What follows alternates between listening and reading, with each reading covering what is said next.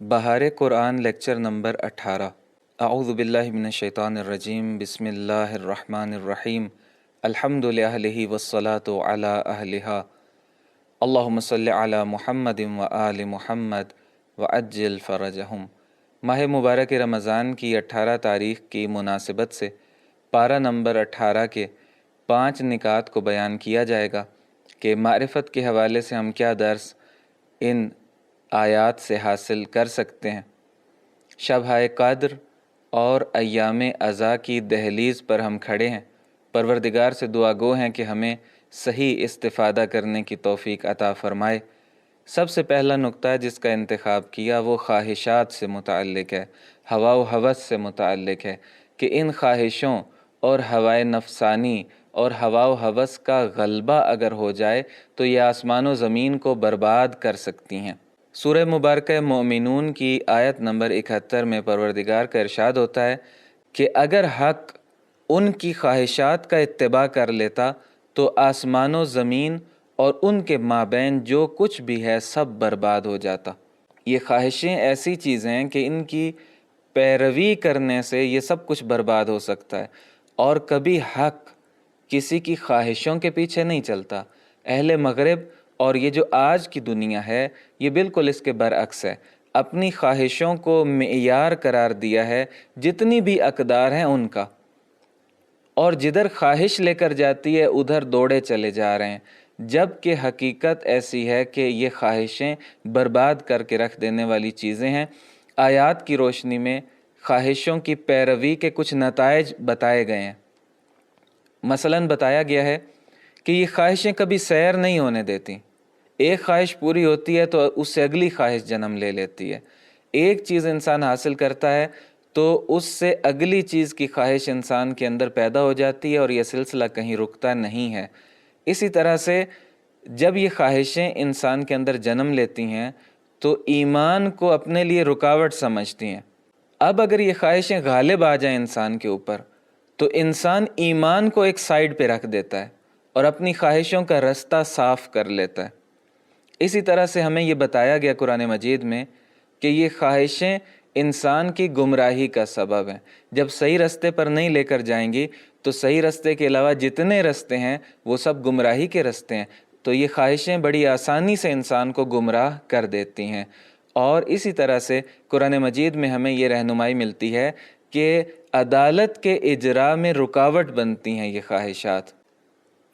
دوسرا نقطہ جس کا انتخاب کیا وہ یہ ہے کہ جب موت کا وقت آئے گا تو انسان اس وقت واپس پلٹنے کی حسرت کرے گا کہ کاش مجھے ایک اور موقع دے دیا جائے، میں واپس پلٹ جاؤں اور اپنے اعمال کو بہتر کر لوں۔ یعنی ہوگا یہ کہ جب موت آئے گی تو انسان کو بہت کچھ دکھائی دے گا، اور ابھی جو باتیں اس کو سمجھ نہیں آ رہی ہیں، جن کی طرف اس کی توجہ نہیں ہے، اس وقت وہ متوجہ ہوگا اور پھر حسرت ہوگی کہ کاش مجھے موقع ملے اور میں اس کا جبران کر لوں جو کمی بیشی میں چھوڑ کر آیا ہوں۔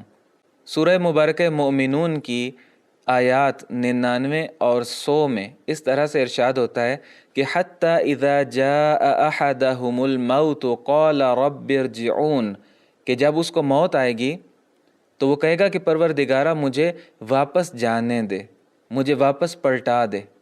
اس کے بعد آیت نمبر 100 میں اس طرح سے ہے، کیوں واپس پلٹا دے؟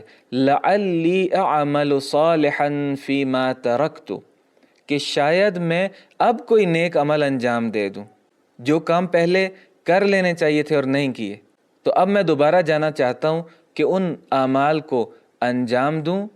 روایات میں ملتا ہے اسی آیت کی وضاحت میں کہ جو اپنے واجبات کو ادا نہیں جس نے کیا ہوگا تو وہ حسرت کے عالم میں ہوگا۔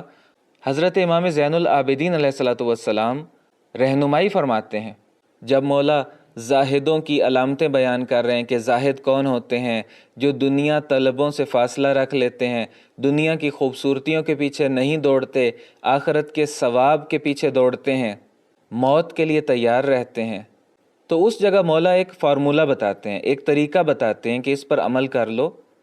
وہ کیا ہے کہ بجائے اس کے کہ جب موت آئے اور اس وقت انسان حسرت میں ہو کہ کاش مجھے پلٹا دیا جائے، اس روایت میں یوں ہمیں ملتا ہے، مفہوم اس کو یہ ہے کہ آپ کی یہ جو سانسیں آ رہی ہیں، ابھی جو زندگی باقی ہے، اس کو آپ اس طرح سے تصور کریں کہ آپ موت کی دہلیز تک پہنچے ہیں، وہاں آپ نے خواہش کی اور آپ کو پلٹا دیا گیا۔ اگر اس وقت آپ کو پلٹا دیا جائے تو آپ کیا اعمال انجام دیں گے؟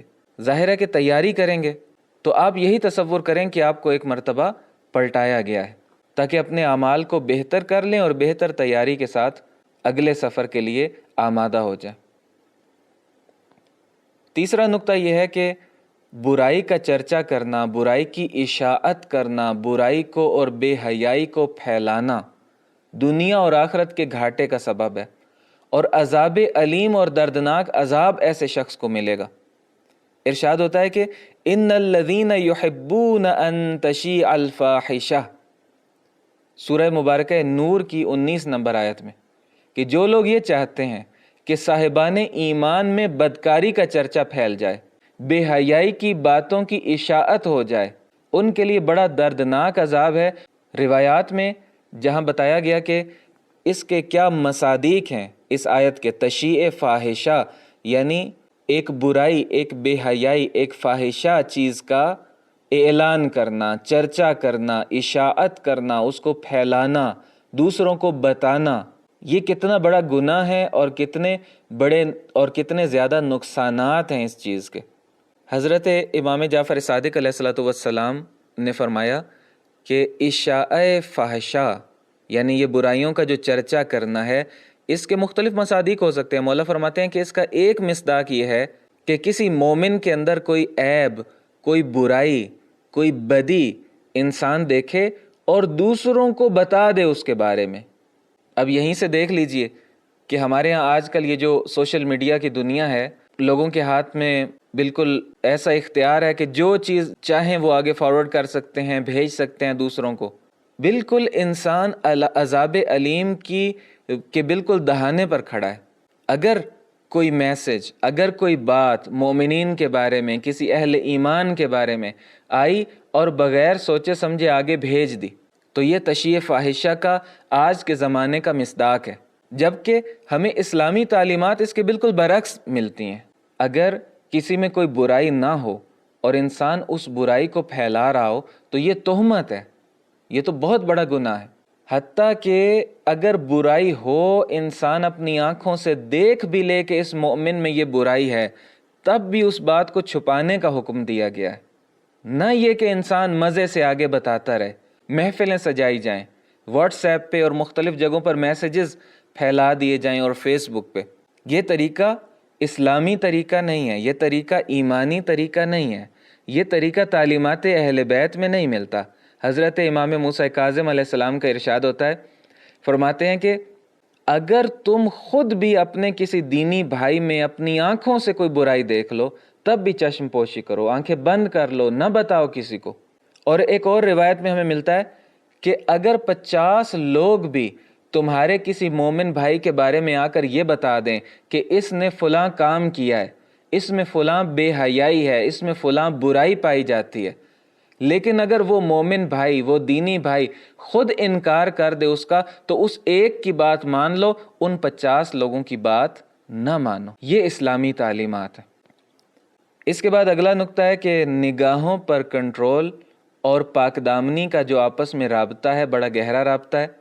سورہ مبارکہ نور کی 30 نمبر آیت میں ارشاد ہوتا ہے کہ قُل لِّلْمُؤْمِنِينَ يَغُضُّوا مِنْ أَبْصَارِهِمْ وَيَحْفَظُوا فُرُوجَهُمْ، مومنین سے کہہ دیجئے کہ اپنی نگاہیں نیچی رکھیں اور اپنی شرمگاہوں کی حفاظت کریں۔ پہلے نگاہیں نیچی رکھنے کا حکم ہے، اس کے بعد حفاظت کا حکم ہے۔ تو اس کا مطلب یہ ہے کہ یہ جو نگاہیں نیچی رکھنا ہے، یہ انسان کو اس اگلے مرحلے سے بچا لیتا ہے۔ لیکن اگر ان نگاہوں پر کنٹرول نہ رکھا جائے تو پھر اس سے اگلا مرحلہ جو ہے اس میں انسان مبتلا ہو سکتا ہے، اس کا خطرہ موجود رہتا ہے۔ روایت میں ملتا ہے حضرت امام جعفر صادق علیہ الصلوۃ والسلام ارشاد فرماتے ہیں کہ ایک نگاہ کے بعد دوسری نگاہ ڈالنا انسان کے اندر شہوت کا بیج بوتا ہے، اور انسان کی ہلاکت اور تباہی کے لیے یہی کافی ہے۔ اور ایک اور روایت میں نبی اکرم صلی اللہ علیہ وآلہ وسلم فرماتے ہیں کہ غضوا ابصارکم ترون العجائب، اپنی آنکھوں کو بند کر لو، تم کائنات کے عجائب کو دیکھ پاؤ گے۔ یعنی اگر انسان ان چیزوں سے، نامحرموں سے اپنی آنکھوں کو بند کر لے تو کائنات کے جو عجائب ہیں، جو ملکوت ہیں، وہ انسان کو دکھائی دینے لگیں گے۔ اور اسی طرح سے مولائے متقین حضرت امیر المؤمنین علیہ الصلاۃ والسلام کہ جن کی مظلومانہ شہادت کے ایام شروع ہو رہے ہیں، آپ کے فرمان میں ہمیں ملتا ہے کہ پروردگار انسان کی نگاہوں کے زاویوں تک سے آگاہ ہے۔ پانچواں اور آخری نقطہ جو آج کی گفتگو میں بیان کیا جا رہا ہے وہ یہ ہے کہ انبیاء الہی علیہم الصلاۃ والسلام کی زندگی عام لوگوں کی طرح سادہ زندگی ہوا کرتی تھی۔ سورہ مبارکہ فرقان کی 20 نمبر آیت میں ارشاد ہوتا ہے کہ ہم نے آپ سے پہلے بھی جن رسولوں کو بھیجا ہے وہ بھی کھانا کھایا کرتے تھے، وہ بھی بازاروں میں چلتے تھے۔ جب کہا گیا کہ یہ جو اللہ کے نمائندے ہیں یہ بڑی اعلیٰ و عرفہ زندگی کے حامل کیوں نہیں ہیں، ان کی زندگی تو بڑی اور طرح سے ہونی چاہیے، بڑی الگ تھلگ ہونی چاہیے، بڑی امیرانہ و شاہانہ و ملوکانہ ہونی چاہیے، تو وہاں پھر سمجھایا گیا کہ نہیں، ایسا نہیں ہے، یہی تو آزمائش ہے انسان کی، یہی تو آزمائش ہے۔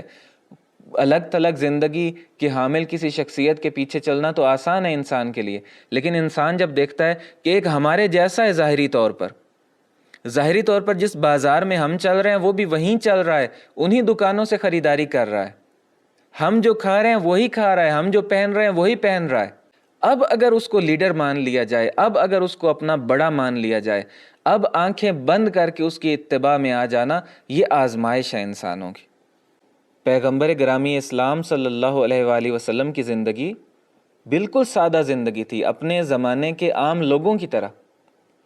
آپ صلی اللہ علیہ وآلہ وسلم کا لباس، آپ کا کھانا پینا، اٹھنا بیٹھنا، رہن سہن، اوڑھنا بچھونا، سب عام لوگوں کی طرح تھا۔ حتیٰ کہ روایات میں ملتا ہے کہ اگر کبھی بستر میسر ہوتا تو بستر پر آرام فرما لیتے، اور اگر بستر میسر نہ ہوتا تو زمین پر لیٹ جایا کرتے۔ اسی طرح سے ملتا ہے کہ جس طرح غلام بالکل سادہ زندگی اپنائے ہوئے تھے، اسی طرح نبی اکرم صلی اللہ علیہ وآلہ وسلم کی سادہ زندگی تھی، زمین پر خاک کے اوپر تشریف فرما ہو جایا کرتے تھے۔ جب حضرت زہرا سلام اللہ علیہا سے کہا گیا کہ بادشاہوں کی بیٹیاں تو بڑے شاہانہ انداز سے زندگی گزارتی ہیں اور آپ کی زندگی انتہائی سادہ ہے، تو بی بی نے فرمایا کہ پروردگار اپنی نعمتیں قیامت کے لیے ہمارے لیے ذخیرہ کیے ہوئے ہے، قیامت کو ہمیں یہ ساری نعمتیں عطا فرمائے گا۔ اور آج بھی ہمیں جو الہی نمائندے، حقیقی الہی نمائندے ہیں، ان کی زندگی بالکل سادہ زندگی دکھائی دیتی ہے۔ امام خمینی رضوان اللہ تعالیٰ علیہ کی زندگی دیکھی جا سکتی ہے، رہبر معظم سید علی خامنائی کی زندگی ہمارے سامنے ہے، حضرت آیت اللہ سیستانی کی زندگی ہمارے سامنے ہے۔